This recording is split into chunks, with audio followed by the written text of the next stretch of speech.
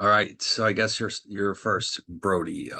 So maybe we'll wait a couple of minutes for others show up, but I do want to make sure I don't forget to remind everyone that next week is our official last in-person class. Okay, remember we're supposed to have three of them, and so far we've only had two. And if you look in the schedule, you'll see it is listed there. Last time I just forgot about it. It had been so long that I just completely forgot we were supposed to do that, and so we didn't do it. But since next week is our last week, I mean, we really have to get this done. I don't know why this is required. That part was never quite made clear to me, but I was told that we have to have three in-person sessions. So we're going to fulfill that requirement next week. And I don't remember what's coming up next week, but we'll have to have our session then.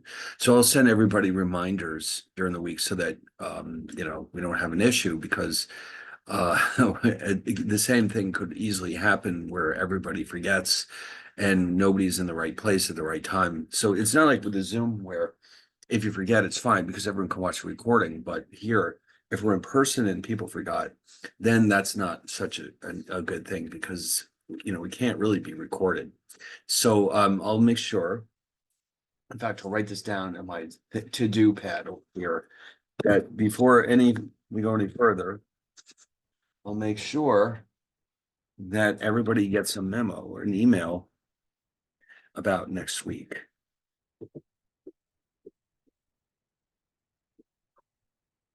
So next week is the 29th.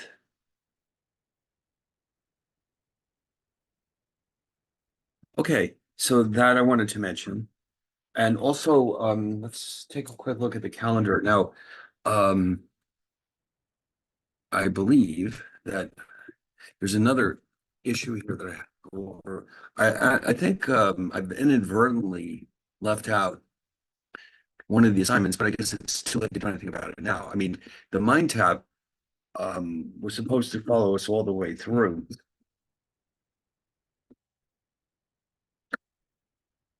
And I think that somehow the 12th chapter, which is what we're going to look at tonight, doesn't seem to have an assignment attached to it. So I don't remember what caused that. So let me just quickly open this up and just take a quick look. I want to make sure I'm not imagining things. I think we may be done with Mind Tap is what I'm saying. Professor. Yes. So I was just noticing that a lot of my Mind Tap assignments, I was getting them completed on the Monday that they were due instead of the Sunday when they were actually due. Do you think that it would be Oh, possible for you to potentially offer an extra, almost like a bonus credit one, just so I can pull my homework grade up for you? oh, so you mean the late penalties? Right, like that Oh 10% yeah. penalty is definitely hit some people, it looks like. All right, it's easy to fix that. All I have to do is go back in there and change the due dates. And then like if I add one more day, whatever it is to each one, then it'll go back and take care of it automatically. Okay. So yeah, I can definitely do that. Let me make a note of it again on my to-do pad here. That would be Um, great. yeah, I mean it's a little different for the full-time college students. They have all the time in the world to get this stuff done. I'm Right. sure people in this class are working and everything. So the late penalties are a bit of a nuisance. For sure. So I'll make a note. I'll offer that to other people as well. It Awesome. looks That'd like be great. everyone's doing pretty well. I mean, I can see the scores. You can see I mean, I shouldn't be Right. showing this, but the scores are very good. No, but what I really wanted to do there is just look at the schedule best. Um, so yeah, I think now, of course, there's a midterm here that, oh, it wasn't due to the 28th. Okay. Um, but most people have finished it. And there's also going to be a final, which is here. That one's not due until the 11th, because the semester officially ends, I believe the grades are due on the 14th. So that way everyone has plenty of time to finish it. And also we have time to review for it too, which is what I was kind of hoping to do. Not just say, here's your test, take it, but also to go back, revisit some of those concepts again so that everyone's ready to roll. I see a few people have already attempted it, which is nice. But I think if I remember correctly, it was set up to give you two attempts. to do it. And the others seem to be done. There's one off when we were on spring break that isn't here. Now, also, if you look at the syllabus, we haven't really focused on this too much because we had so much material to cover, but there is a paper in there somewhere, a paper requirement in that syllabus. And so, let's see, today's the 22nd. So realistically, you have about a couple of weeks to wrap it up. So let's just quickly look at the or else we could get it off of Brightspace. No, that's fine. I'll get it from here. Um,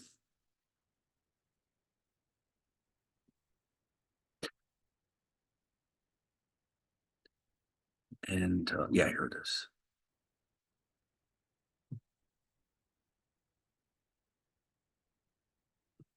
Ah, here we go.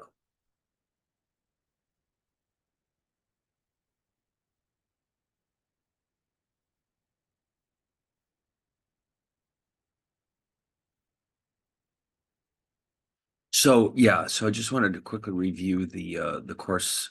Here it is. Here it is. So everyone's been working the mind time. That's fine.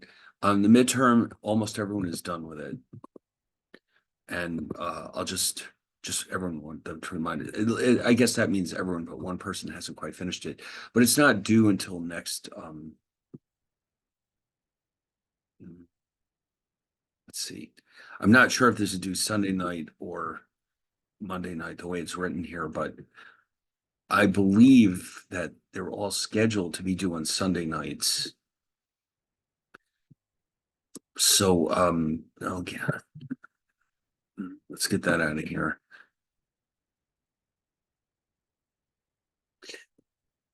Yeah, so once you've got going down the wrong path here, you really can't get out of it. Here we go. But so the final exam would be due not this weekend, but wait a minute. Let's look at the calendar real fast. I'll just look at the May 2025 calendar.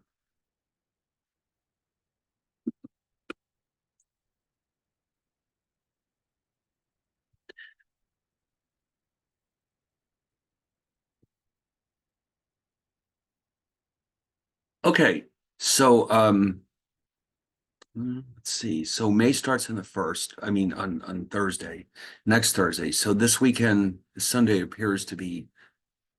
Oh my God! All right. See, you know what I just realized? This one starts on Monday. That's so ridiculous. Um, uh,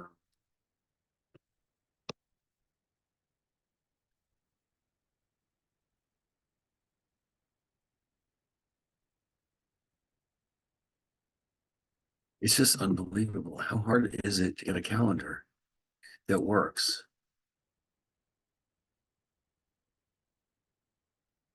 All right, let's try that again.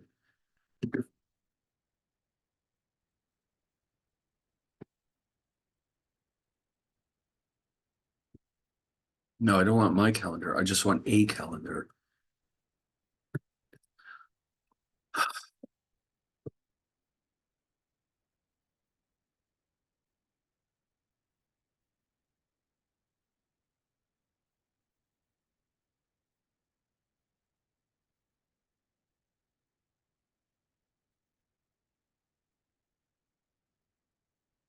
All right. So, oh, for God's sake. Today's the 22nd. Fine. So that means this coming looks like Sunday night or first thing Monday morning. The midterm is due. Um,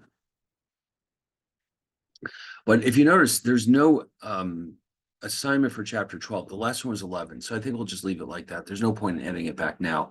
It got left out, and that's just all there is to it. So in other words, you're actually completely done with the mind tap assignment. So 11 was the last one. Everyone's got it in. Everyone did great. Fantastic. So that means that this coming weekend, the midterm should be ready. That was based on the first 6 chapters, if I remember correctly. And then the final would be everything else that we did in the course. And that one's not due until the 11th, it looks like, of May, which would be roughly 2 weeks from now, just slightly under 2 weeks. In other words, the 11th is right here. And that's because they have a very, very hard deadline for the grades. They're typically due that Wednesday, and not just on Wednesday, but by a certain time of the day, like it's like noon or something like that. So by having it due on the 11th, that way everyone has plenty of time to finish it, but I have time to write the grades. And then in addition to that, I think, although we never explicitly discussed this, I think we'll have to have the paper due also on the 11th, just again, so I can look at it in time to create the grades. So I'm going to make a note here about that. So let's have the paper due on the 11th. I don't think it makes any sense to try to add another entry in here because it's not really part of MindTab, but I'll just have to remind everyone that you should really have it done by the 11th because that way I have time to correct it. Now, remember, the paper it's not meant to be like a book.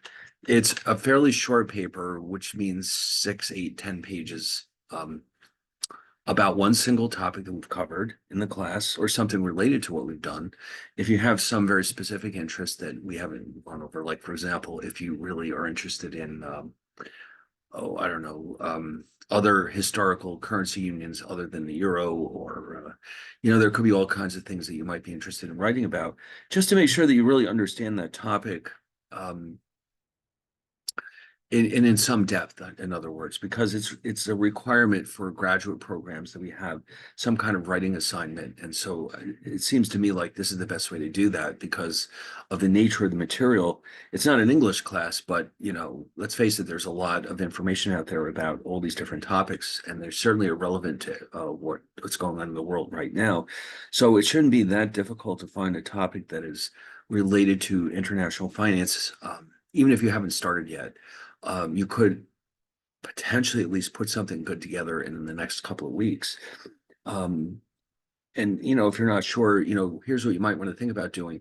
Just see what kind of articles are available on the internet. So let's say I've decided that I really am interested in understanding, maybe I'd like to know why, for example, Hungary never bothered to join.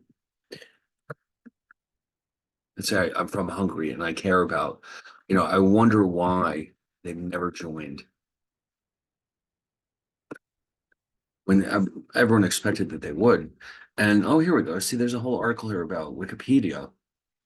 And so they're not yet part of the European Economic Exchange Rate Mechanism, which is one of the requirements of being in the euro. And here they're discussing maybe talking about 2030 or later, calling it a club of the rich. At the moment, the Hungarian economy is unprepared for it. So this would give an excuse to talk about what does it require to join the euro zone. And even mention countries that have been rejected in the past. Like, you may not have known that Greece was actually rejected for membership in 1999 when the euro was first created. And it was largely because they had such massive debts and very high interest rates, and they just simply didn't meet all the requirements. Although they were added a couple of years later, it was kind of embarrassing for Greece to say, listen, what happened? We should be able to get in. And they did, but it did take a while. So, there's all kinds of interesting information out here. And so I guess, see, I didn't even see this before. There are surveys done in Hungary to see if people approve it or disapprove. And oh, wow, I just kind of randomly picked this topic. And I think already I've discovered some very interesting ideas here. Wow. And if you notice, a lot of the former communist countries like Romania never joined, Bulgaria never joined. It's a question of why. So they apparently don't believe that it's worth all the extra trouble of being part of a system like this, because they probably feel like they need more flexibility than they would get being part of the Eurozone. Either that or they just feel like their economies are struggling and it wouldn't make any sense at this point in time. So, there's a lot of possibilities here. So if you haven't really gotten going on your paper yet, don't worry, you still have time. So what else was required? That seems to be about it. Class participation, well, that's kind of a given. So your paper, your MindTap, which everyone seems to be doing very well in. The midterm, which again, everyone seems to be doing quite well. You notice the average is 86. 93. Ooh, even better. And then we just have the final, which it looks like a couple of people already started it. That's good. And so I think overall the class will do very well. We just want to make sure that we get everything done in time, and we should all be fine. And if you have any issues with the mind tap or anything else, you can just let me know. I can have that fixed by Cengage. But so far, we haven't had a whole lot of technical problems, which is kind of rare. I tend to get a lot of issues with at least the day classes. Something almost invariably goes wrong. So um, so now tonight is chapter 12. So remember, I did mention that there's no mind tap assignment for 12. 12 is actually a relatively short chapter. Uh, we're not going to spend a ton of time with it. We're going to go over some spreadsheets. And then what I thought we might do is at least start the process of reviewing for the final exam, because I think we could use it. We've had a lot of material since the midterm, and it might not be the worst thing in the world to go over what else you need to know for the final. And that we can continue that next week when we meet in person, which once again is our final meeting, and it's also our last in-class meeting. So if we had an in-class final, it would have been the following week, but we're not. So we're just gonna have one last class next Tuesday at the school, and then that will be the end of it. Okay. So anyway, I've got all this stuff written down. So let me go open the materials for chapter 12. And like I said, there is a spreadsheet, two spreadsheets actually that we're going to need tonight. I believe I posted them in Brightspace, so I'm going to go confirm that.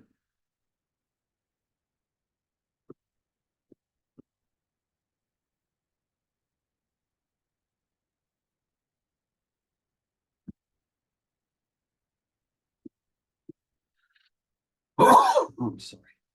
Mm. Mm. Yeah, it's mm. Yeah, it was so hot today. It felt like it suddenly turned into July. That's not good. I tend to have issues when this temperature fluctuates like that.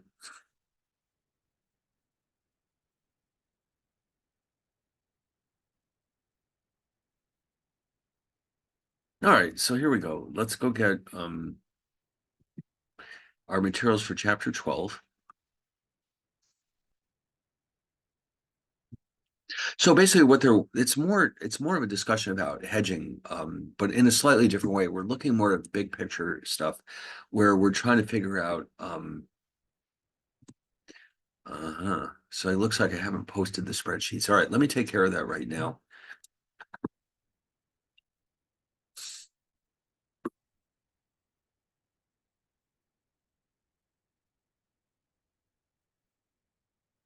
All right, so I wrote them just very recently, so let me just get them in there so we'll have them together at one place.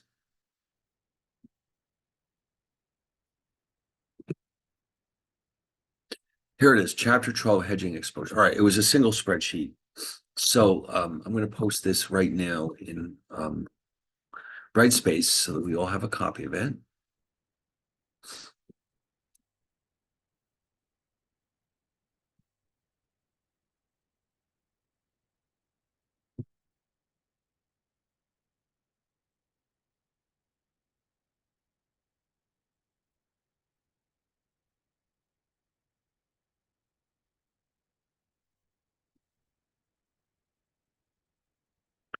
All right, let's get this thing open.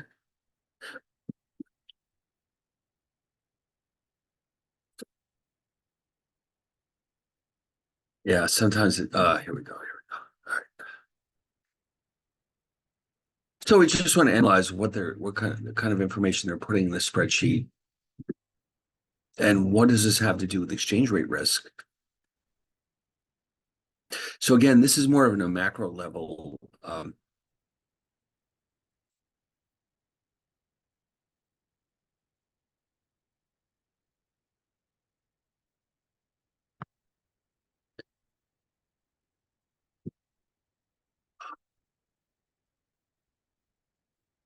Here we go. Okay.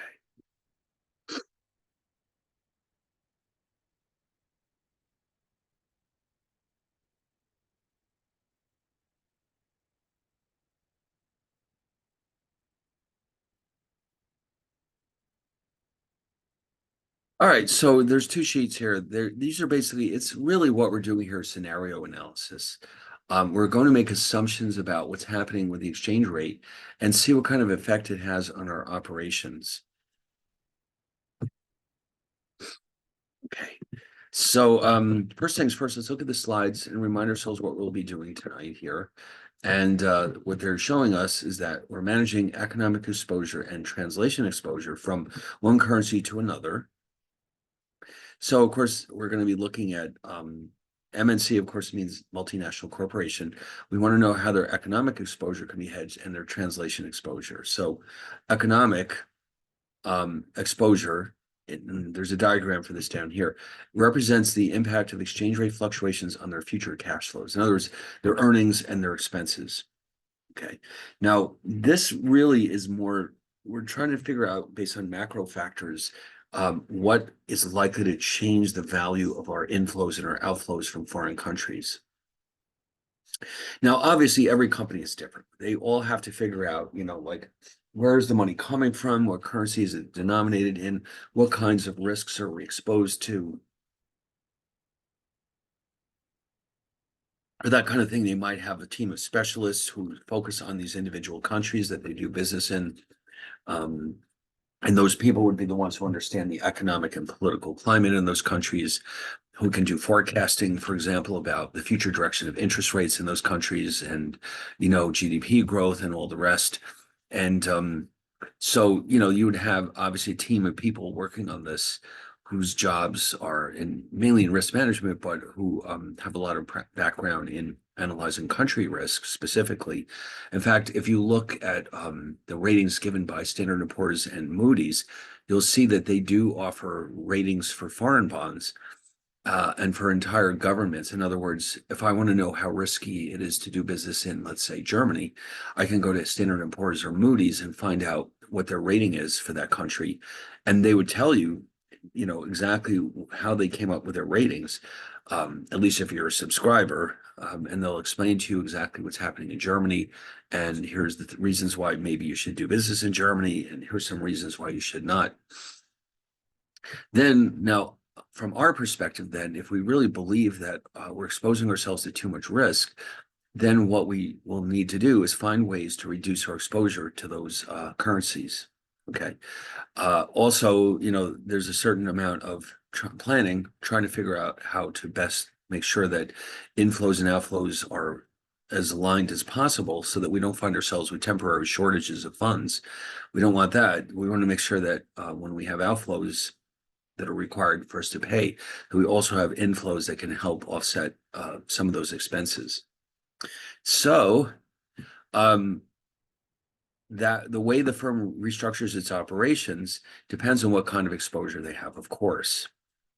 So what their goal is reduce any timing discrepancies between when inflows come in with foreign currencies and outflows are required to be made. So in other words, if we have to make payments in foreign currencies, we want to make sure that the two of them are lined up as much as possible. Now, obviously, if they perfectly offset each other, then we really wouldn't have any risk at all. But that's not really practical. But instead, what we can do is do our best to line them up. So yeah, I mean, here's all the great things that can come about from managing your risk properly. You measure your exposure, as we're going to see an example of in a second, and then what you try to do is, of course, try to better align the inflows and outflows with each other. And according to this, that can help stabilize your earnings, which of course the Wall Street loves to see. Stabilize cash flows, reduce the cost of borrowing, the cost of capital, reduce the total amount of risk.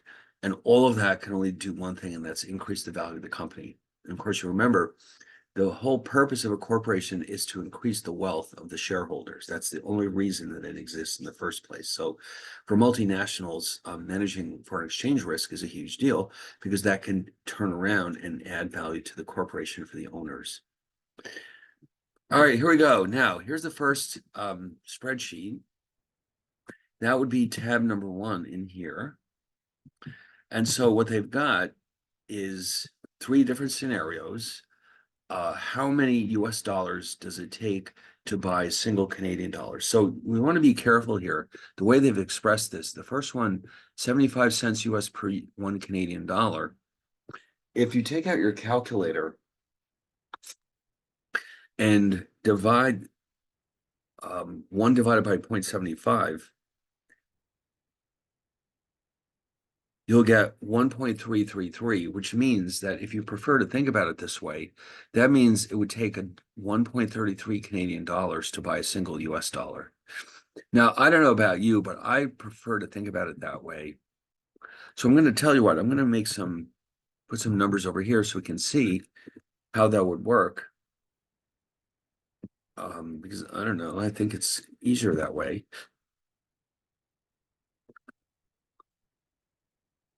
So this number represents how many Canadian dollars are needed to buy a single US dollar. Okay.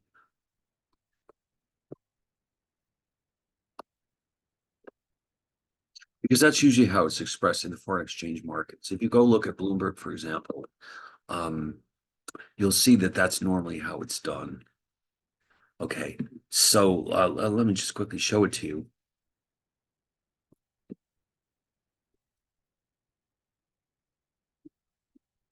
So if you look at these quotes, they tend to show you the way that these quotes are most commonly expressed. So US Canada is right here. Yeah, that's what I figured. So the way we read this is it would take 1.3837 Canadian dollars to buy a single US dollar. All right, it's normally the case that you have to pay more than 1 Canadian dollar to get a single US dollar. You know, over the last few decades, basically, there have been times when the Canadian dollar was only slightly, you only had to pay, let's say, $1.03 Canadian to get a single US dollar. There were other periods when it could go up as high as $1.50 Canadian to the US dollar. So it fluctuates a lot, but almost without fail, the US dollar is slightly stronger than the Canadian dollar. But if you look at these numbers carefully, you'll see that I find it easier to tell when one currency is appreciated or depreciated. So here, for example, on the far right, as we go to the right, the Canadian dollar is actually getting stronger because it takes fewer of them to buy a single US dollar. So that way we know that, in fact, why don't we add this to the top here? Just to get some descriptions in there so you can get a sense of how strong is the Canadian dollar in these three scenarios. So in the first case, it's fairly weak, moderate, and strong. Okay, so that way we get a better feel. Now remember, this is coming from the perspective of an American company that does business in Canada. So we're going to sit there and say, well, listen, we think these are the three possibilities for next year. Let's see what that does to our earnings. Okay, so what they've got here is now these, I don't know where they got these numbers from, but here the American sales are not going to change when the Canadian dollar changes. So those are all fixed at 320. Now I found this confusing at first. What they're trying to tell us is that our Canadian sales are for Canadian dollars. Okay, so we're selling some product, and most likely these numbers were intended to be in millions. It doesn't actually say on here, or at least I couldn't. Oh, it does. I'm sorry, it does say. Let's add that to our chart.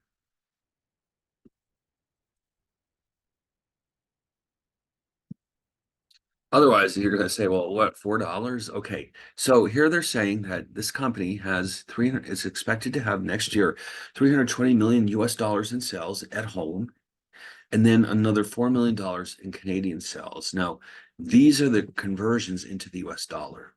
And how is that done? Well, you literally are multiplying.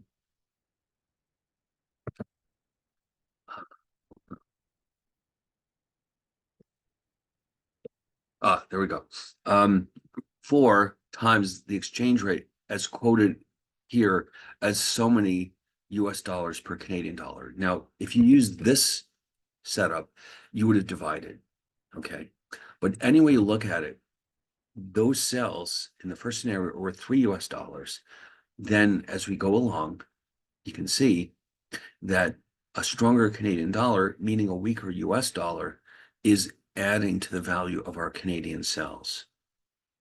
All right, so that way we know that as an American company, we're actually going to benefit from a weaker US dollar because the Canadian dollars that we're earning are fixed. And that would mean that each Canadian dollar is worth more US dollars. So that's why this is happening. And then, what happened here? Oh, I see. This is just the sum of the two. All right. So in other words, I was confused for a second. It said total US sales. I think what they meant was if you add the two together, our Canadian and American sales add up to this number in US dollars. Okay, great. So those are inflows from the two countries. Then we have to figure out the cost of materials. All right, whatever it is we're selling here. It looks like some of the materials are coming from Canada, some are coming from the United States. I'm trying to think of a product that this could work. It could be that we're building some kind of a product that's partially manufactured in Canada. I mean, there's all kinds of possibilities.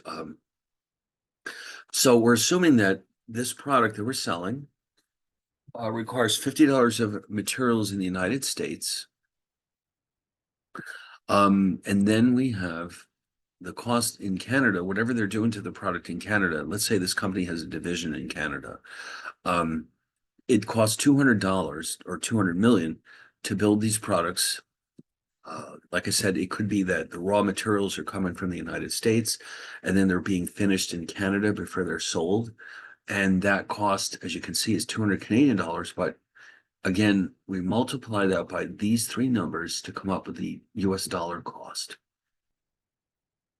Now, if you notice here, a strong Canadian dollar is increasing our expenses. So while it's helping our revenues to have a strong US dollar, a strong Canadian dollar rather, it's causing us to have to spend more money on our expenses. So it's kind of a double-edged sword. When the US dollar gets stronger or weaker, it will affect our revenues and our costs in opposite directions. So you can see here again, a strong Canadian dollar adds to our sales, but it also adds to our expenses. So this is simply the sum of the two. Here we have operating expenses, which is something a little bit different. That includes, like not so much the cost of producing the products, but other types of expenses like interest on loans and that kind of thing. It goes into operating expenses. So we're assuming that we have to pay $3 million a year in interest on our debt. We've also apparently borrowed in Canada as well, 10 million Canadian dollars. And again, under these three scenarios, you can see that with the strongest Canadian dollar, we also have the most expensive interest as from our perspective as an American company. So we add them up. And so here's the big question. When you take into account the expenses that we have and the revenues, and forget about taxes, this is, a separate issue. This is how much we're earning before taxes under the three scenarios. So it appears that we're kind of hoping for a weak Canadian dollar, right? The way our business is set up, the weakest Canadian dollar translates into the most cash flows before taxes. So, yeah, I mean, this is what we're seeing here. Now, it's hard to be sure which of those three is the most likely to occur next year, but it's important that we know what we're up against. So in other words, when we do our planning, we've got these three possible scenarios, and then we try to use our judgment to determine which one of these is the most likely outcome. And that might help us decide if we should carry on with the business we're running, or maybe we should maybe build some more of the product in Canada, or maybe we should build more of it in the United States. Maybe we should change our borrowing. Maybe we should borrow more Canadian dollars. So you can do all kinds of scenario analysis with these numbers. In fact, Excel actually has some of this capability built into it. I don't use it very often, so I don't remember exactly how this works. But one of these tabs has all these different features No, that's not that one. Here we go. What if analysis? We have scenario manager, we have goal seek, we have data table, we have forecasting. Um, oh, all right. Well, I guess we didn't set it up for that one, but what you can do is say to it, listen, if you set it up correctly, you'd say, listen, please tell me what happens if the Canadian dollar exchange rate goes to, let's say, 82 cents or something like that. And you can just ask it to redo all the calculations and it'll come up with your scenario. And then when you're done, you can produce all these wonderful graphs and plots and all this and that. And then you can make your decision how to change your operating cash flows or, what you should do to improve the likelihood of earning a profit next year. Anyway, so this is the bottom line right here. Now, at least, you see, here's the thing. Before, I mean, we didn't really know what the Canadian dollar was going to do to our bottom line. Now we do. And in fact, we can have as many of these scenarios as we want. We can have 90 cents and 95. We can do all kinds of interesting things. And then we can produce graphs and all kinds of useful tools to analyze our results. But if you go back to the slides, here's another, what they're doing here is they're saying, well, listen, what if we do change our operating structure? What impact might that have on us? So they've extended this. And so if you notice, essentially what we did here was we now have old and new. Okay, so in other words, we can compare these side by side. The old are the ones we were just analyzing in the previous tab. That's what we had before. You recognize these numbers, okay? Now we're saying, well, listen, what if we change things? What if, for example, here we're assuming more Canadian sales. Let's say we decide to add more salespeople to our Canadian division, and then we can maybe increase our sales in Canada.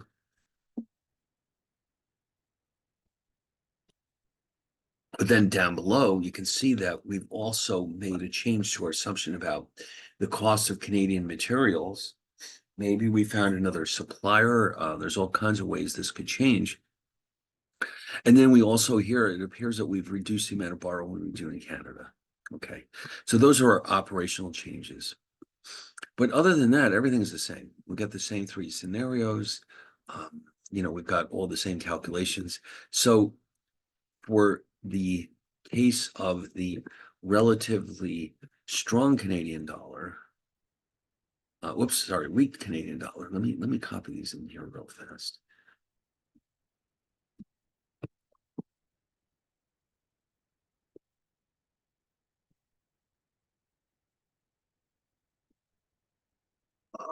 Weak.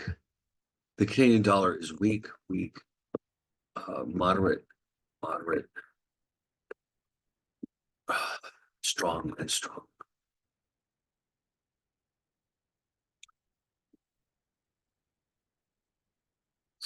Okay, so here, that means our changes are causing us to lose cells. Here, we're increasing, although not very much. And here we have a significantly increased gain cells. So it appears that in two of the three scenarios, these new operational changes will have a beneficial effect on our results. Okay, so now what they've got here in the slides too is a graph where they basically are showing us the two. In fact, we could probably put one together ourselves. Let's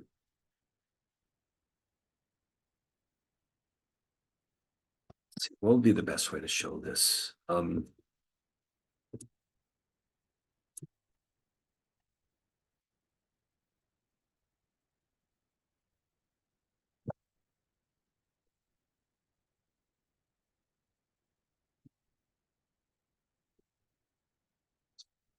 So let me just copy these numbers real fast.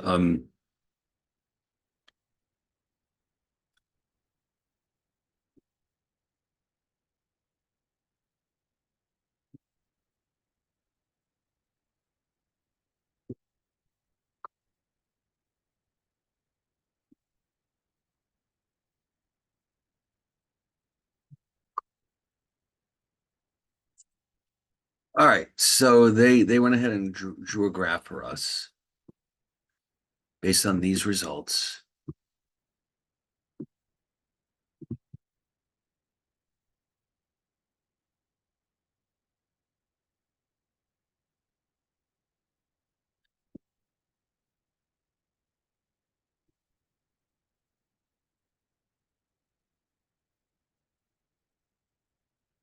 Hmm.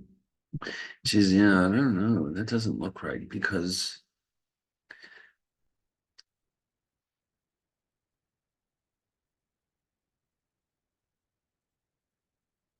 something's not right. Because you can see that old is larger for 75 cents, but smaller for these two. They should have overlapped. Why did this happen? I probably didn't pick the right graph. All right, let's try this.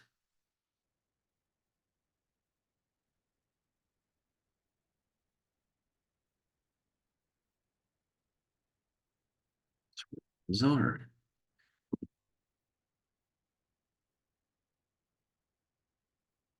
All right, let's see how they did it here.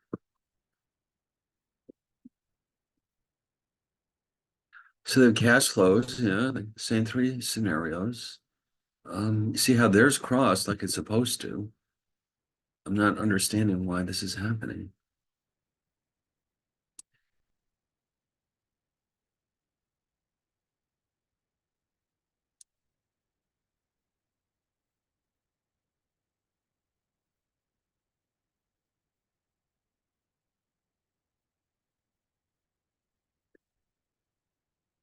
All right, I don't know what the problem is. I'm just going to stop wasting time here. But anyway, so what they're trying to get you to do to see here is that um, the original structure, the blue, is more heavily impacted. If you notice the line is steeper by changes in exchange rates, the proposed operating structure is flatter and therefore is less sensitive to changes in exchange rates. So it could be that what you've decided to do is reduce your risk by adopting the new operating structure, because then even fairly significant changes in exchange rates can have a relatively minimal impact on our cash flows. So in other words, in addition to derivatives, that might be another way that we could hedge our foreign exchange risk by simply changing our operating structure. And then again, you notice how they did it by changing the amount of material that they're buying in Canada, the amount of borrowing that they're doing in the two countries, and how much of their sales are coming from the two countries. So these are called operating changes. And so just the way we run the business itself can have a major impact on how much risk we're exposed to. And I'm sure that if we did this properly, we could get a line that's completely flat, and then we'd have no exchange rate risk at all if we're really careful with it. So yes, so that is how there's, like I said, this is big picture hedging, looking at the entire corporation. So and so here, they're explaining to you like what kinds of steps you could take to do what we just saw here. If your sales in Canada, if your foreign currency has a greater impact on your cash flows, then see what they're telling you is that what you could do, I guess you could get away with that as an American company in Canada, is what they're suggesting is that what you could think about doing is trying to charge a price of American dollars in Canada. Um, I've been to Canada enough times to know that, if you're walking around as a tourist, you can usually spend American dollars without any difficulty. But I never went to a store where they actually had American prices, so I'm not so sure about this. But it may just be that if you're dealing directly with suppliers as opposed to a retail outlet, that your suppliers might be willing to go along with this. Like if you're buying a lot of lumber from a Canadian company, they might be willing to accept US dollars instead of Canadian dollars. So I mean, if you have some kind of market leverage, I'm sure that this could be done. On this side, when your foreign currency has a greater impact, meaning that the curve is steeper, then you might want to think about selling more of your product in the foreign country. Um, reliance on foreign supplies, like you saw here, right here, how much are you buying from that foreign country? Um, when you've got a very sensitive, you're very sensitive to foreign exchange, then you might want to buy more in the foreign country. Otherwise, you should buy less. And then, of course, the debts. How much do you borrow in each country? Usually, that decision comes down to who has the cheapest interest rates, but sometimes it's more about the foreign exchange risk. So they're recommending here that you could actually reduce your debt in that country, although that means increasing it in your own country, and that could in turn have an impact on your corporation's sensitivity to exchange rates. Now, here they're saying, well, listen, this is all very well, but keep in mind that your job is to maximize the value of the corporation. So you don't want to take any steps that might reduce your foreign exchange risk while simultaneously adding to your or reducing the value of the company. So remember, you don't want to lose sight of your priorities there. And they're also telling us that it might not make sense to move some of your production facilities to a foreign country if that helps, it reduces what they call economies of scale. So let's just quickly review that for a second. You might remember, if you've ever had an economics course, that when a corporation gets larger, sometimes that can actually help reduce the per unit cost of production. All right, so let's just quickly run through one of these examples. Suppose you have, here's your corporation.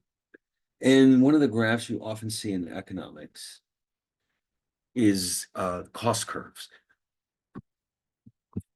And this is supposed to represent how much is it costing to produce something with Q as output. And so usually the cost of producing in the short run, ATC is the average total cost.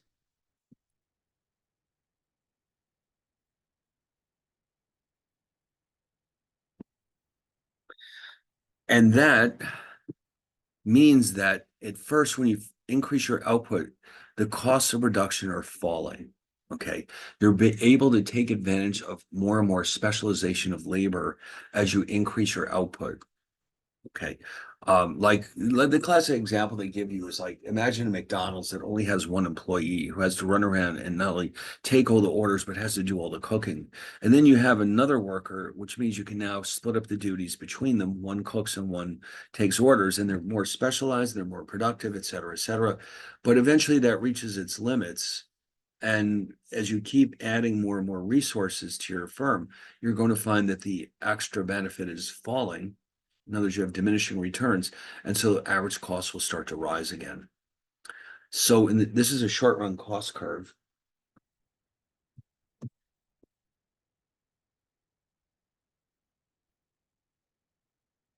In the long run, though, we're assuming that if you do run into trouble with your, like in the short run, we're assuming that we're using the same resources, meaning we have the same plant and equipment and machinery and all the rest.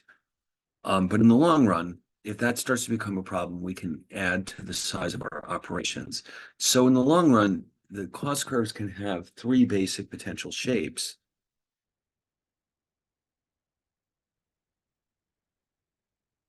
So let's focus our attention on the average costs. You might have something like this, where the cost falls off and it continues to fall. LRAC stands for long run average cost, by the way.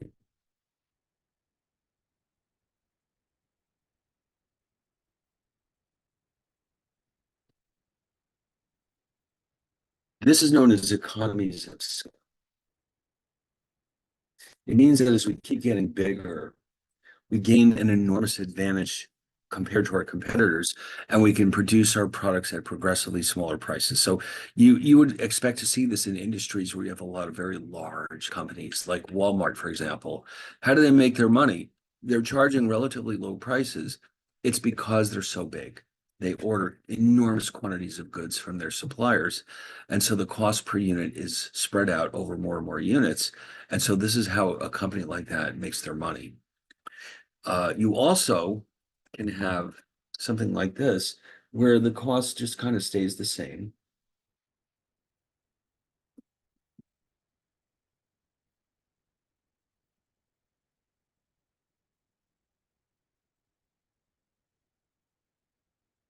And by the way, economies of scale is just another name for increasing returns to scale.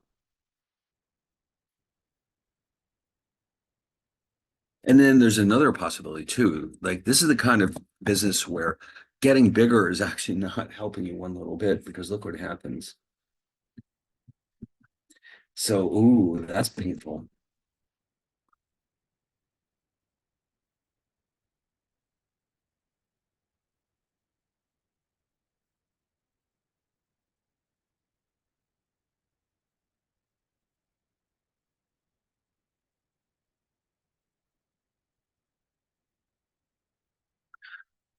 So basically what they're hinting at is that if you're in this situation up in the top, you want to keep all your production in one gigantic location where you keep getting bigger and bigger and bigger, and you're able to take advantage of using more and more specialized equipment and that type of thing. And they're basically suggesting that if you move some of your production to another country, you might start to lose some of the benefits of economies of scale. Okay. All right. Whoops. So that's what that's kind of all about. Also, sometimes it's not as simple as it sounds to move your borrowing and lending to other countries, but usually that's not going to be a huge problem anymore. Now, they also are recommending that what you could do instead of creating all this wonderful scenario analysis is you could simply apply regression analysis to your sales figures and then come up with a model which helps us understand how much a given change in the exchange rate will impact on our sales and on our revenues, sales and expenses. So whenever you see an equation like this, they're talking about regression analysis. So this is the intercept, and this is the slope. Okay. So, you come up with an economic model based on your data, and that you might find out, for example, that when the Canadian dollar goes up X percent, then our sales go up or down by X percent. And that's what you would be doing with this type of setup. Okay. You're just trying to figure out the exact sensitivity of your operations to changes in exchange rates. Let's see, what is this?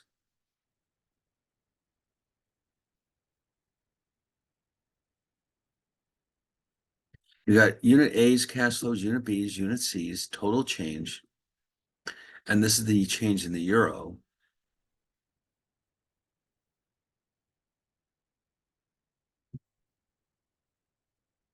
Huh.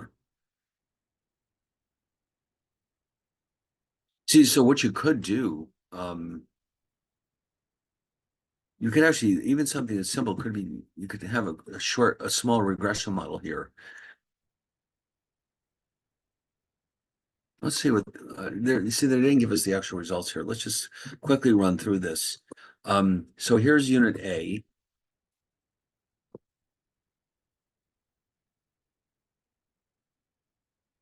So we're going to run a regression just to see what happens, because I'm dying to know based on what they're telling us.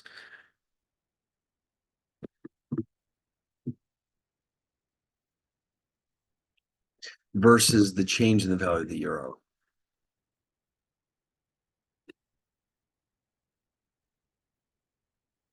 And we can copy these from here. This is fine.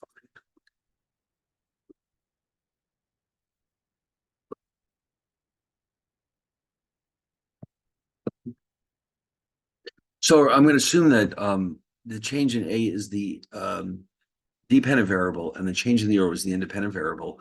So what we can do is run a regression using the data analysis tool pack, where I would say, for example,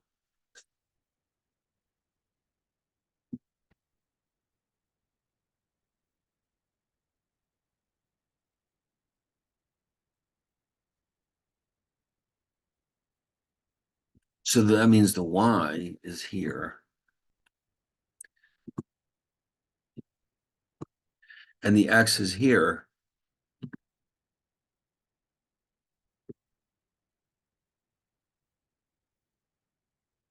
And we'll put the output, let's say, here.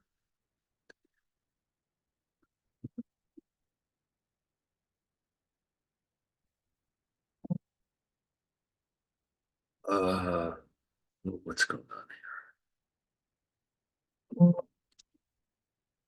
You know what? This happens sometimes when you try to copy and paste. It's not understanding what we're seeing. Let's try it over here. I'll just quickly type it.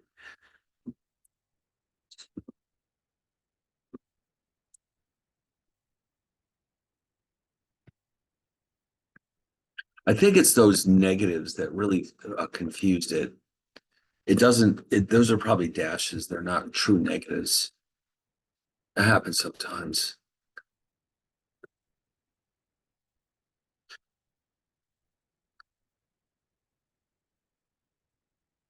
All right. Oh, for God's sake. Hold on a second. -306, -1, -4, 1. Oh, I missed a -1 here.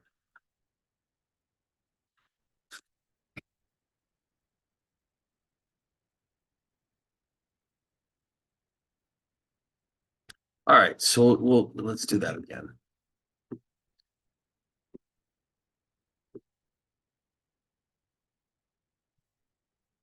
So go to the data analysis tool pack.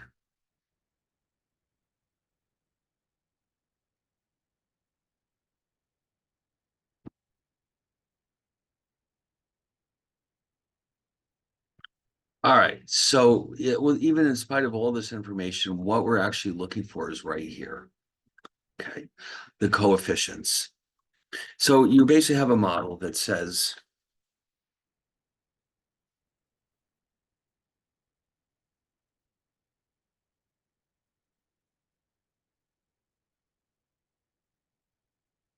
so if we assume, now remember, Y is the change, percentage change in A's cash flows.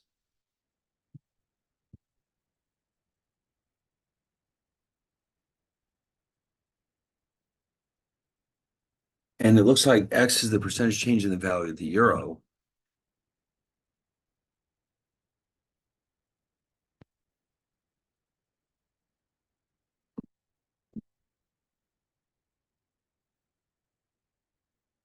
So what this tells me right here is that if X increases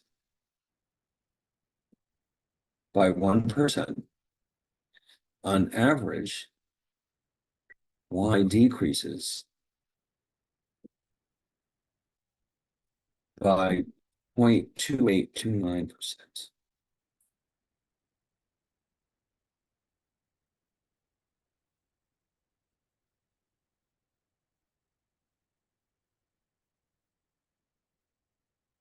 So that's how we would read that. Okay. So sensitivity is the slope. The slope tells me for a given change in the value of the euro, what impact will it have on my cash flows? So according to this, depending on how they define the euro, whether it's your dollars per euro or euros per dollar, we don't know that, but that would tell me if the euro got stronger or weaker, what the impact is on my company's cash flows. And so you can see doing this eliminates the need to have uh, scenario analysis. We're just looking at raw data, running a regression to see if there's any connection between the two variables. Now, there's a lot of other considerations here too, but in a nutshell, this is what we're trying to do with a regression model. Now, I'm looking very carefully at these numbers, and I'm seeing that not the best model in the world, but I mean, at least it gives us an idea of what effect the euro is likely to have on this company's cash flows. Now, of course, it's missing a lot of other information, so the model itself is not the best, but at least it's a start.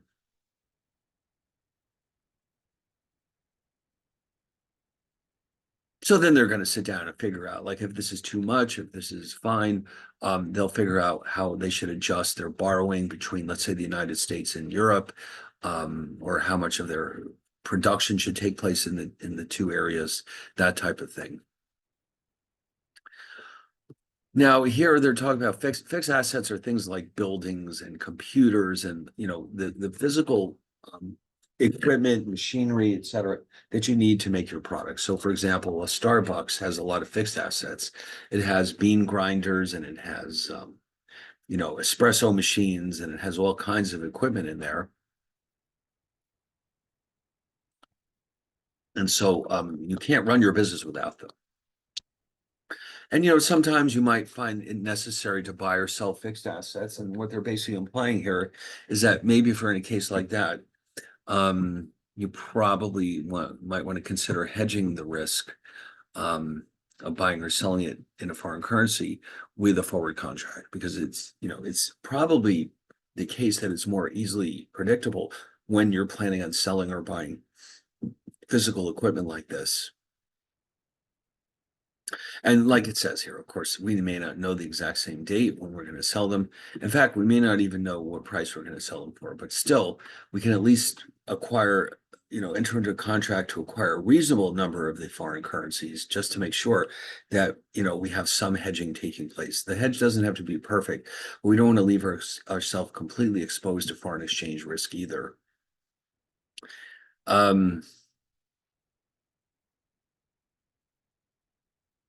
And, you know, again, translation meaning that, you know, if you got all this information from your foreign divisions, when the numbers get turned back into dollars, you're going to have some changes in their value.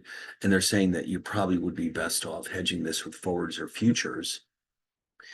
Um, and so what are the limitations of this approach we've just been taking? Well, our earnings forecast may not be perfect.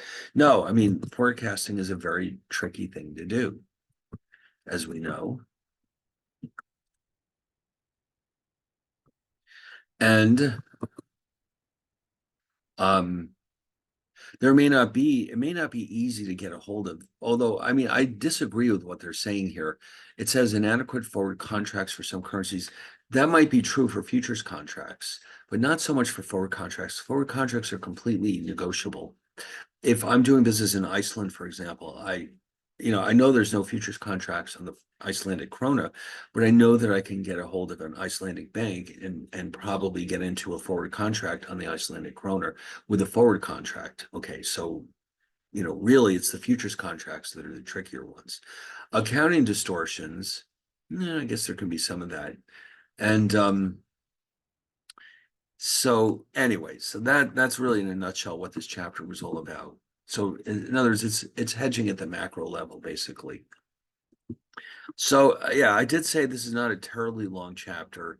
And we also, as I mentioned earlier, do not have a mind tap assignment due on this chapter. So we don't need to dwell on it for too long.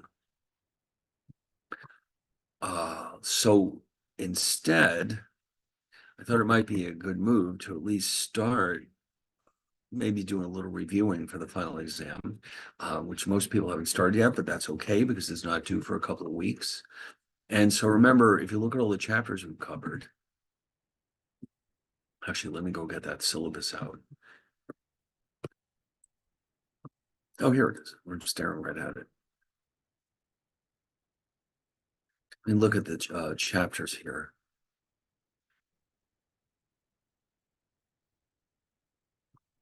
Okay.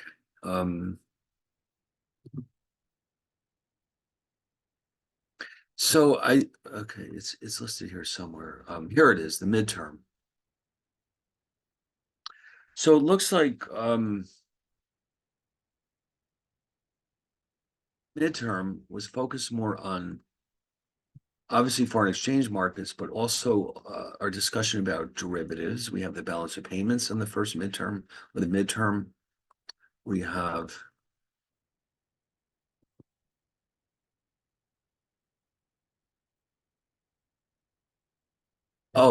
so actually, no, what we really wanted to know is where did we leave off? So it looks like all the discussion about forwards and futures, or at least an introductory discussion about forwards and futures, took place in the first half of the course, along with you know, economic factors that affect exchange rates, supply and demand considerations, you know, international financial markets, you know, the balance of payments, of course. So in the meantime, we've been looking at a lot of other interesting ideas, such as, here we go. We've had arbitrage. I'm not sure if there's any questions about arbitrage in the final exam. I don't actually remember, but I'm going to say possibly not because it's a very complicated subject.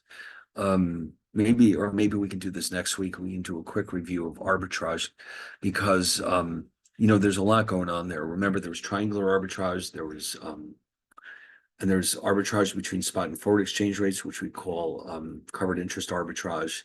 And so maybe we'll hang on to that till next time. But right now, maybe we could go in and look at, for example, this discussion about long-term determinants of exchange rates, the law of one price, the fish purchasing power parity, the Fisher effect. And then that was followed up by forecasting techniques, meaning regression analysis for the most part. So we went through all of that and we saw how to forecast exchange rates with a regression and how to judge how well we did by comparing actual exchange rates with the forecasted ones. And then we started looking at our hedging strategies. Okay, so that kind of took up a lot of the last few weeks. We have different types of exposures to consider.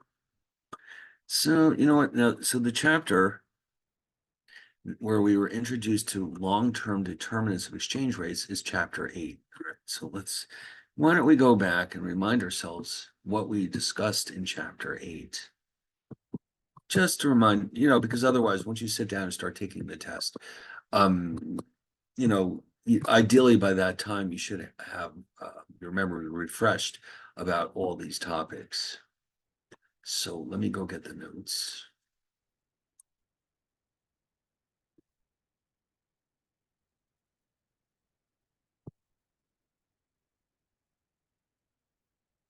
All right, here we go.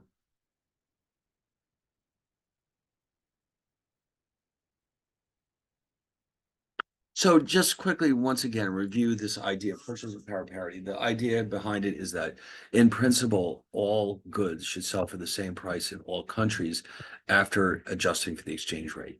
Now, of course, we saw how and why that doesn't really hold in practice. The Fisher effect ties together exchange rates with interest rates, but purchasing power parity, idea has been around for quite a long time, centuries really. And so the idea here is that people, if prices are lower in one country than another, people would buy a product in that country and the prices would eventually equalize each other. Now, you can see how this could have made sense at some points in history where a lot of trade really took place between countries at the local level. Like, for example, imagine living on the border between France and Germany. And, so if you find that goods are more expensive in Germany, you'd walk across the border and buy them in France and vice versa. So under those conditions, then there's a pretty good chance that prices should be more or less the same because it's easy to take advantage of it when they're not, meaning that you could go find it cheaper somewhere else. And that's exactly what you would expect to see. But now, of course, you don't see this as much. There can be a lot of reasons why PPP doesn't hold because, for one thing, the products themselves may not be of equal quality in every country. It's like McDonald's. You figure they're all absolutely identical to each other, given that it is a franchise, but that's actually not true at all.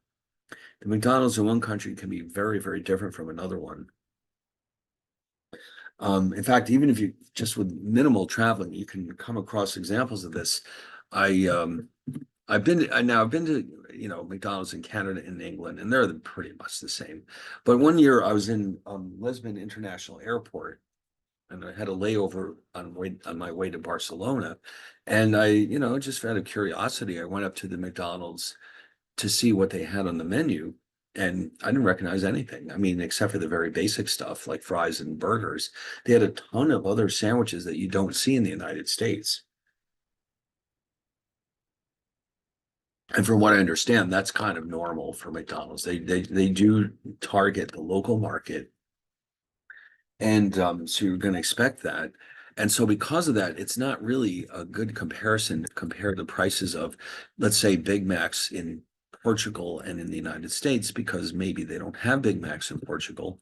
And also, possibly the beef is different, of different quality. Maybe they don't have access to such high quality beef in Portugal. And then there's other countries that refuse to sell certain products, like in India. You're going to have products that they won't sell.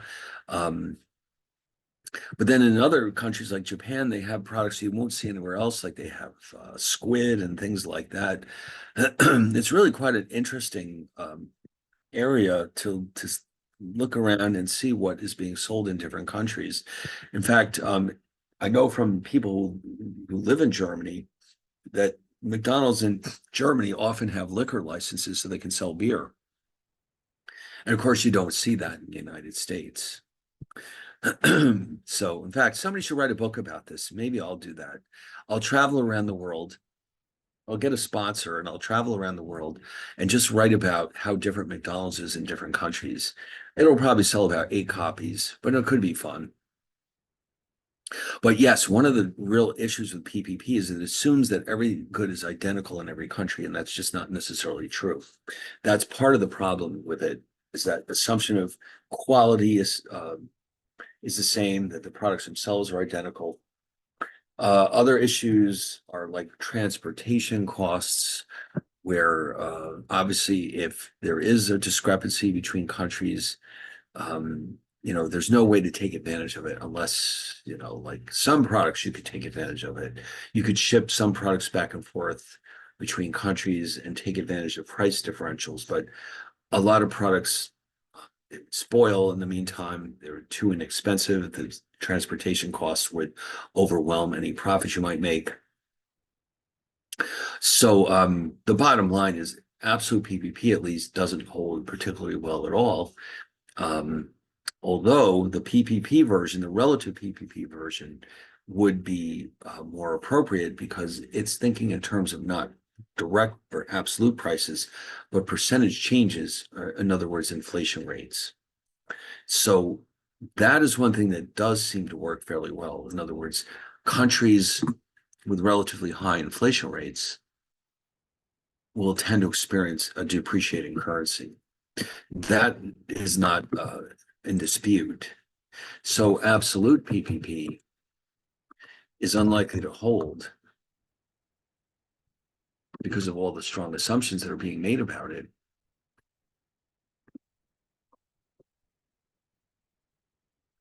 So remember, absolute PPP means prices should be the same in each country, or each market for that matter, within the same country, um, after adjusting for exchange rates. For example, if and remember, I did show you that this has been the Economist magazine every year publishes the prices of Big Macs in every country around the world to see if PPP is actually working, and they find year in and year out that it's not. But let's just say that what would be a good example? I don't know. How about if oranges cost a $2 a pound in the United States, and the exchange rate is $1.50 per pound. Actually, let's make this simple. Let's call it $3 a pound. Then oranges should cost, in principle,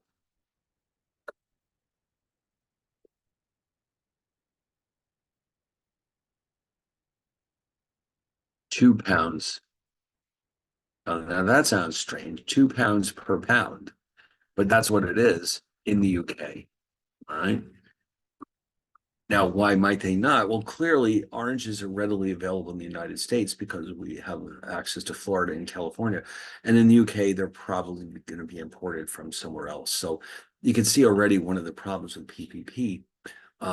There's no reason why that should hold for a good like this. It would have to be something that we have in both countries of equal quality. Okay. And then maybe it would hold. So um, the law of one price. So PPP is based on the law of one price, which states that, basically a good, again, should sell for the same price in all countries.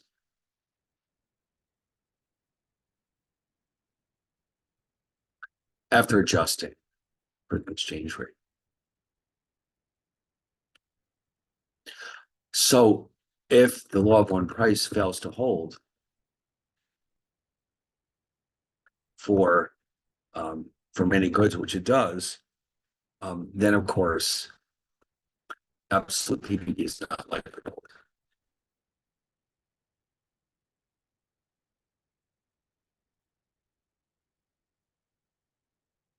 Okay, so uh, the law of one price can fail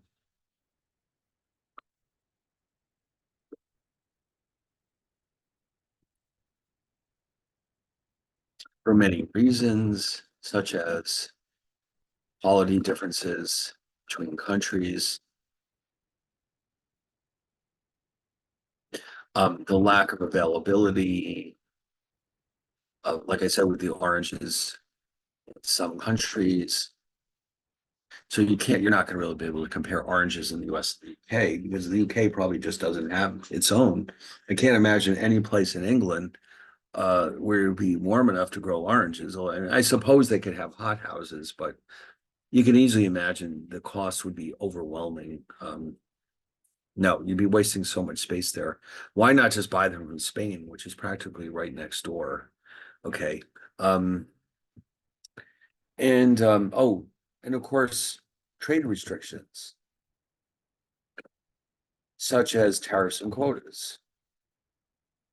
Now, this has been in the news a lot lately. The reality is most countries restrict their trade to a certain degree.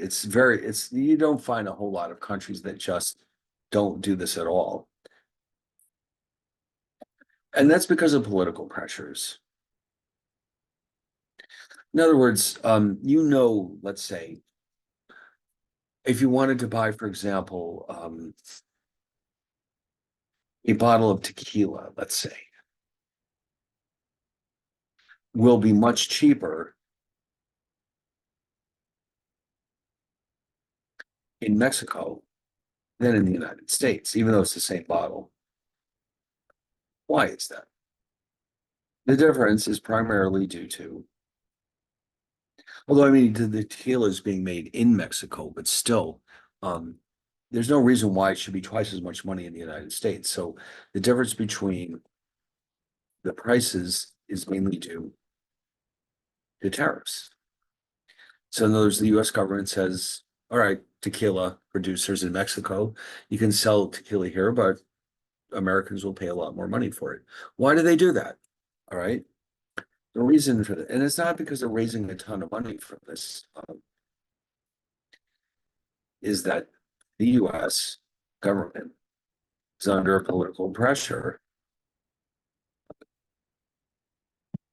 from US liquor manufacturers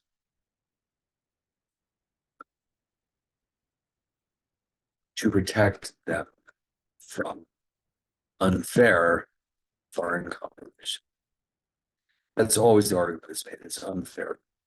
And it may be that Mexico is slapping tariffs on American products. It's possible. It's like this has to be considered on a case by case basis. But I mean, the only rationale behind this type of thing is protectionism. Like we have liquor manufacturers who claim they would go out of business without protection, et cetera, et cetera. So, all right, we'll keep them happy, even though it comes at the expense of the American consumer. And so, unless there's a huge backlash against it, we're going to find a lot of these types of tariffs and quotas in place. And so the result of this is that PPP is not going to hold for tequila. It can't because the price is artificially inflated in the United States by tariffs.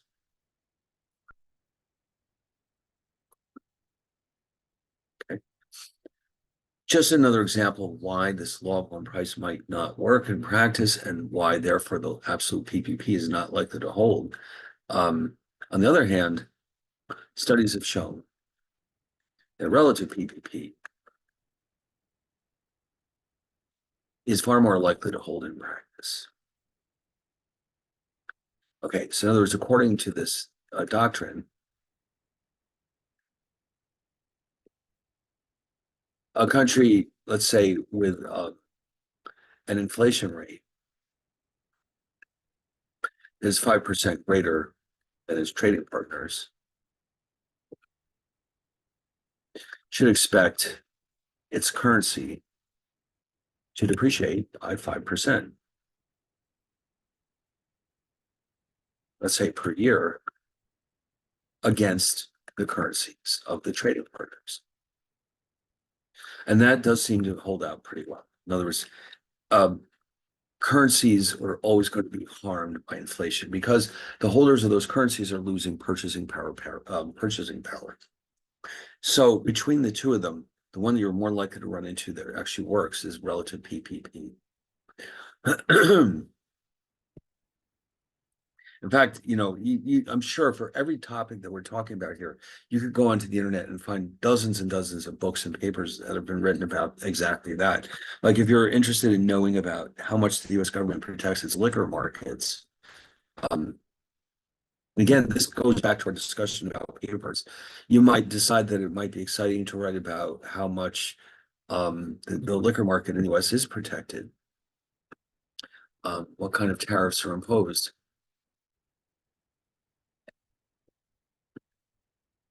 by the US government on imports, let's say, of tequila from Mexico.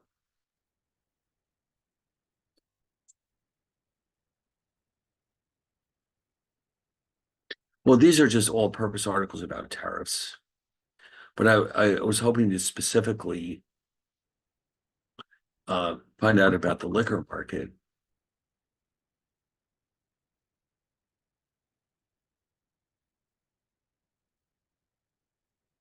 Yeah. Well, you can see all the articles are about Trump here, but I was hoping to find an article that just shows.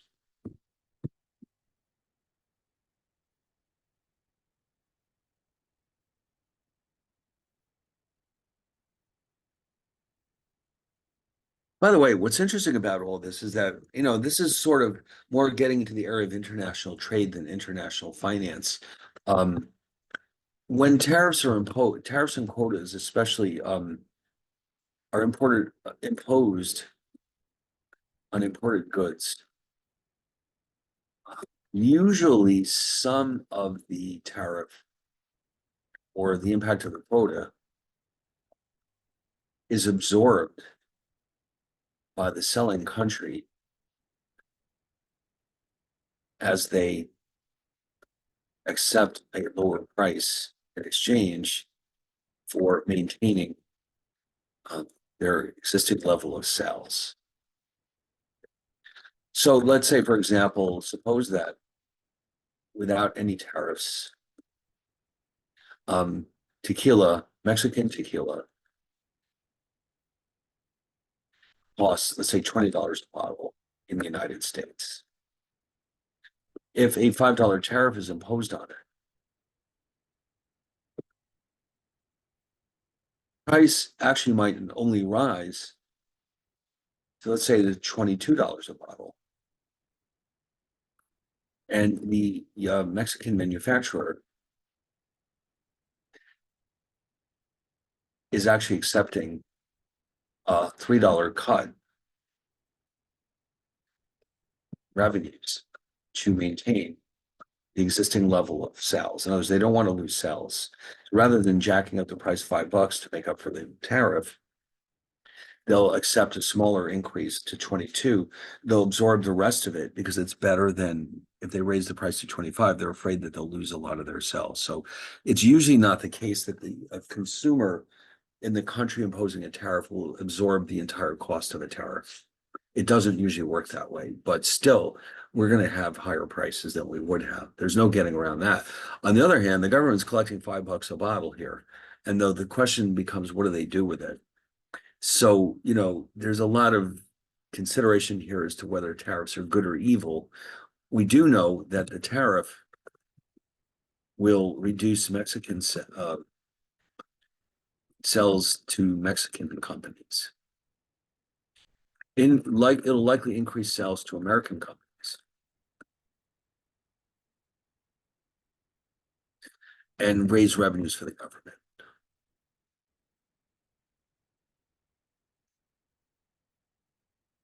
The only problem though is that it sounds like, well, why don't we do this all the time? Um, the drawback though is that Mexico can retaliate by imposing tariffs on other goods that don't currently have one, or at least they can raise the existing ones.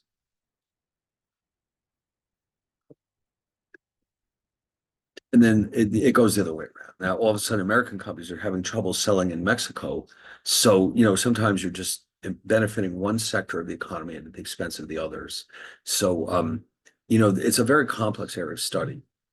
And, whether it makes sense or not, will depend on how much help it brings to the domestic market in terms of increased sales, lower unemployment, et cetera. And also, it depends too on what the government does with that money. If they just fritter it away, well, then nobody's going to benefit from that. Governments easily throw money around. You never know what they're doing with it. But if they use it, for example, to retrain unemployed workers or something like that, then there could be actual benefits from this. So, um, but you don't see in the real world countries with absolutely no trade restrictions. They all have some. The question is how much, and so countries are constantly at loggerheads with each other about this. And there is an organization called the World Trade Organization.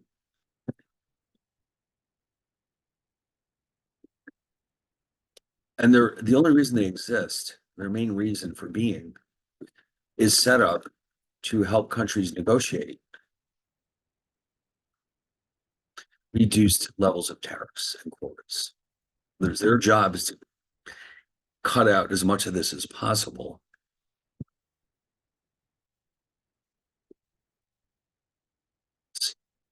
Ideally, there shouldn't be any tariffs at all, but there are, so we have to figure out how to work within that framework. And so the WTO, they have meetings every year. The countries get together and they negotiate with each other about tariffs and quotas. And often we see idiots rioting in the streets because they have no idea what this is all about.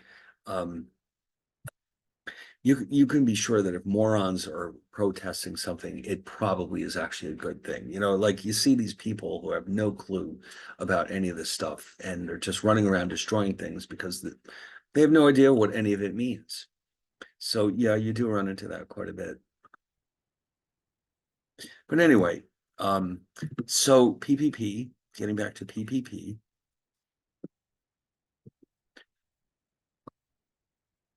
Oh, all right, we're finished with this. Yes, so yes, PPP is one of the things that will certainly appear on the test. And then, the international Fisher effect. Yeah, what about that? Okay.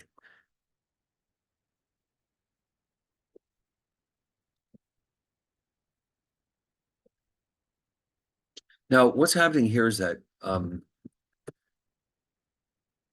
exchange rates in the long run are at least partially determined by interest rates. Now, why is that? Okay, now in the short run, most currencies will typically benefit from rising interest rates. Now, why is that? Because in the short run, we assume that prices do not have time to react to changes in market conditions. In other words, if let's say no matter what's going on in the economy, like unless you're in a hyperinflationary environment, no matter what's going on in the world, you don't go to the supermarket every week and find prices are continuously going up. Typically, it's a slow, gradual process. So in the short run, inflation is very stable. And so because of that, higher interest rates lead to higher real or inflation adjusted rate of return. And that's a good thing. And so this attracts capital inflows into a country, which in turn strengthens the domestic currency.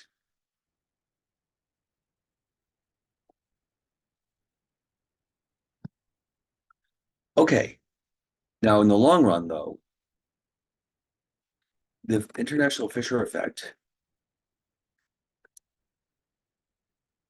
states that rising interest rates reflect rising inflation rates as real interest rates are assumed to be fixed.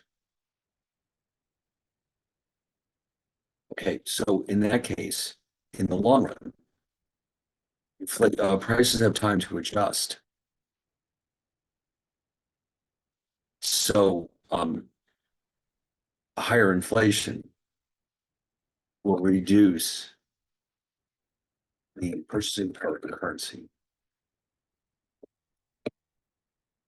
And so in other words, the bottom line here is that therefore in the long run, according to this Fisher effect,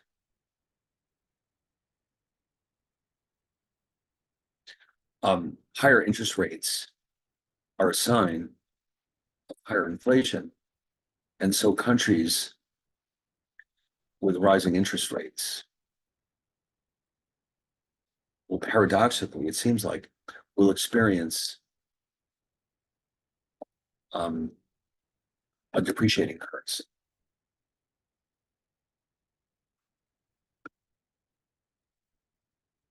Okay. So it's like in others, it's the reverse of what you'd see in the short run. In the short run, higher interest rates means capital flows into those countries, the currency gets stronger. In the long run, it's seen as a sign of higher inflation, lower purchasing power, and it actually harms the currency in the long run. That's what the international Fisher effect is telling us. Now, by the way, I just want to remind everyone too that these long-term factors or long-term effects um, are assumed to hold in the long run and can be violated for short periods of time. This is because it's not possible to earn arbitrage profits when these conditions are violated. Right? So there's PPP, if it's not working, if it's not you can't find a way to make risk-free profits from it. It's not like the interest rate parity condition, which ties together spot and forward exchange rates. We know that if that one is violated, then you're going to have an arbitrage opportunity. So I'll make a little note here. Unlike the interest rate parity condition,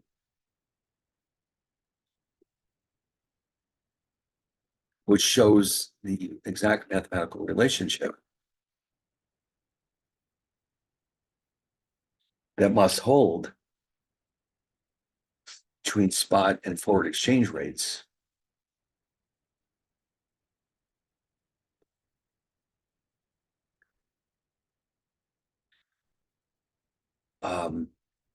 And will lead to arbitrage profits if it's violated.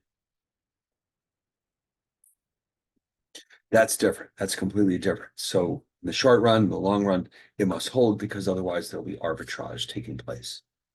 Whereas PPP, international Fisher effect, not the case because there's no way of making a profit if PPP is being violated, for example. So that means they can be incorrect for years, even decades at a time. In fact, if you look at studies, you'll see that while in the very long time frame, there's a tendency for PPP to be more accurate than it is in the short run. At no point does it ever get to the point where it holds perfectly. And this is part of the reason for that. Okay. All right. So those are our long-term effects: purchasing power parity, relative and absolute, and then the international Fisher effect. And then you'll recall we did do some forecasting with regression analysis. And you know, this is one of those areas where there's so many different types of ways of doing forecasting. Um, and you know, this is the kind of thing you really have to do in a spreadsheet, but exchange rate forecasting can be done in many different ways. For example, we can use regression analysis to develop a model that predicts future values of an exchange rate of a currency.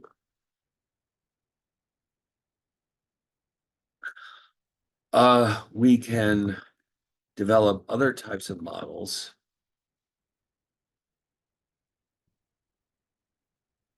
that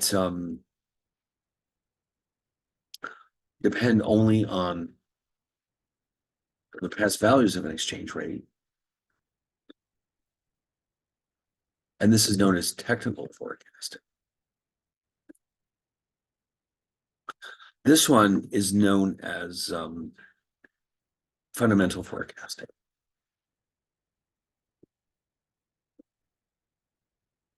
And it's based on, it can be based on many different factors. It's not just the exchange rate itself. It could be, for example, GDP or inflation or interest rates or anything along those lines. So there's two different schools of thought here, which one would make the most sense. And we saw that, you know, based on historical experience, technical forecasting can work well over very short periods of time, like hours, for example, or days, while fundamental forecasting is likely to work over longer periods of time because it takes into account economic factors.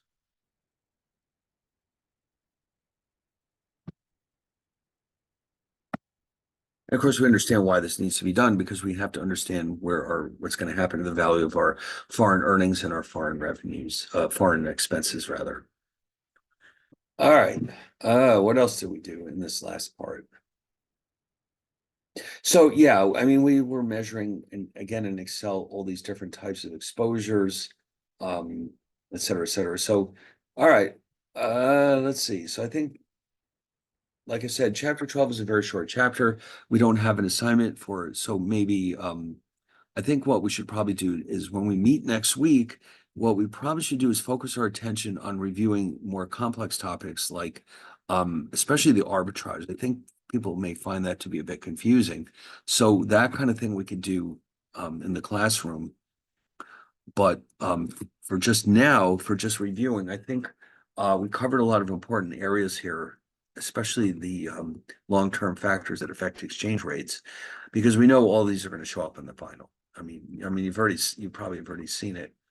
So, all right. So I'll tell you what, since we didn't have a break, I guess we can knock it off right here. And when we get back together, and I'll remind you by email that we're going to meet in person next week because we're required to do so. And then we'll spend our time reviewing some of the more complex topics, especially arbitrage. That's something that really needs to be gone through from start to finish with full examples so that we can understand how it works. Okay, so all right, so I guess that's going to be it for now. And next week we'll have our last meeting again. We're going to have our last in-class test of appearance rather, and that again will be based on some reviewing of at least arbitrage and maybe some other topics as well. So that way you'll be fully ready for your final exam. And also maybe you've gotten some new ideas tonight about things you can write your paper about if you don't have a good topic yet. Okay. So, all right, I guess I'll see you all next time then in person. All right. So good night, everyone.